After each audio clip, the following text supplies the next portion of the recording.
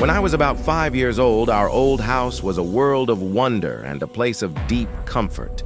A sprawling, single-story home that seemed to have a secret around every corner. My mornings were a ritual, a sacred routine that started with the first rays of sun peeking through the slats of my bedroom blinds. I would burst from the warmth of my bed, my small feet padding quickly across the cool wooden floor, my heart full of a simple, pure joy to start the day.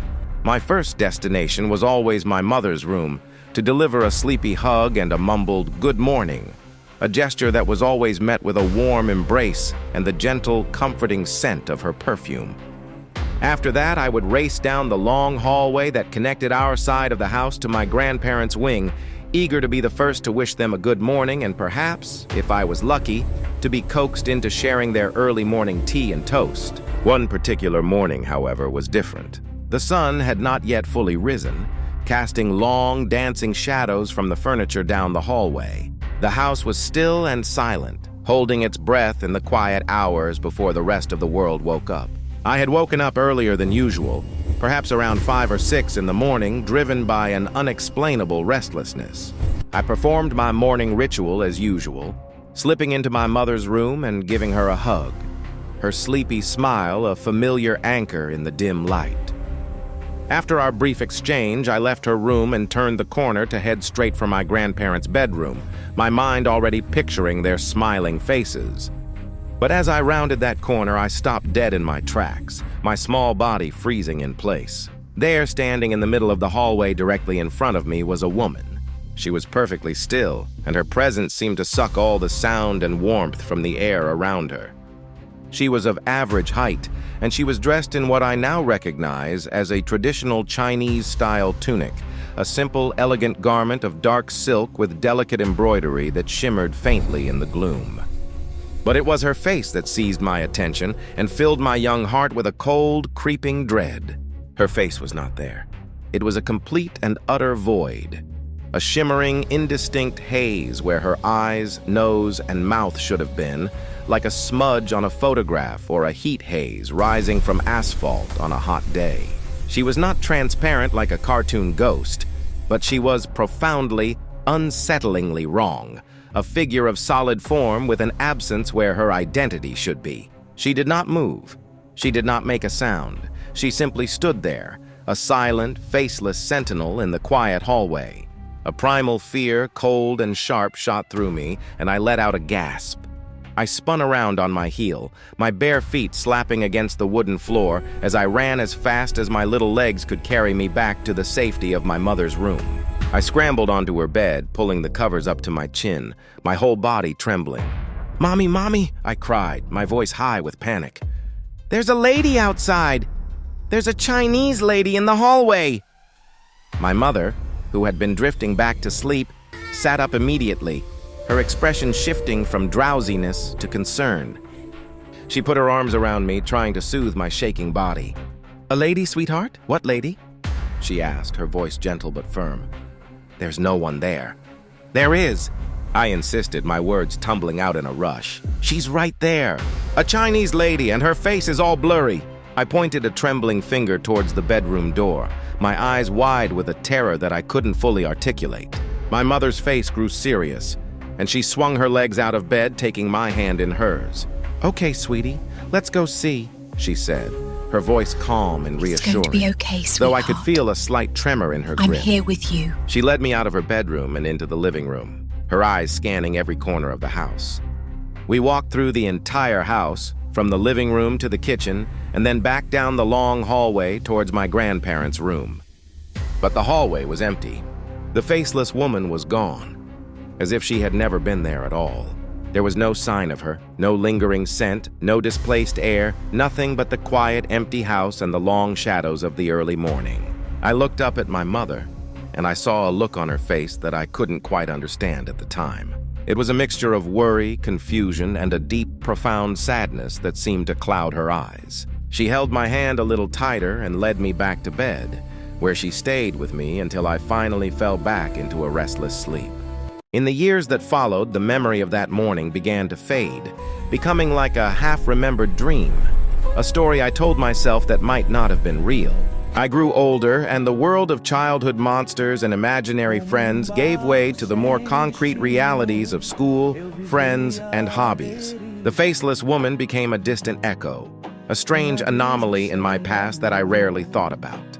But sometimes, in the quiet moments, I would feel a strange chill in that same hallway, or I would think I saw a flicker of movement out of the corner of my eye, only to turn and find nothing there. These moments were fleeting and easily dismissed, but they kept the memory of that morning from being completely forgotten. It wasn't until I was a teenager, maybe 13 or 14 years old, that the memory came rushing back with startling clarity.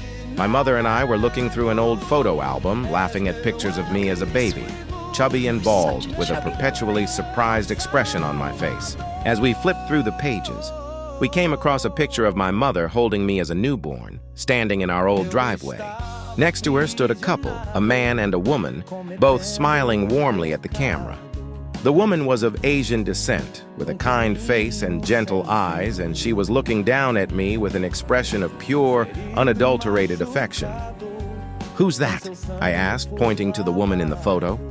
My mother's smile faded slightly, replaced by a more thoughtful, melancholic expression. "That was Mrs. Lin," she said softly. "She and her husband lived in the house next door to us when you were born." I looked closer at the photo, and a strange feeling began to stir in the pit of my stomach. "I don't remember her," I said. "You wouldn't," my mother replied, her voice quiet. "She passed away not long after this picture was taken." She paused for a moment, her gaze fixed on the photograph. "She was a very kind woman, your mother. She was so excited when you were born." She had always wanted children of her own, but she and her husband were never able to have any. She used to come over almost every day to see you, to hold you and rock you to sleep. She absolutely adored you.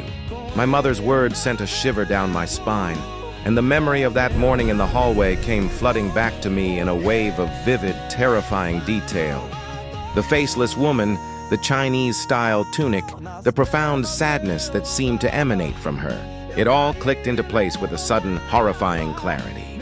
"Mom," I said, my voice barely a whisper, "I remember something.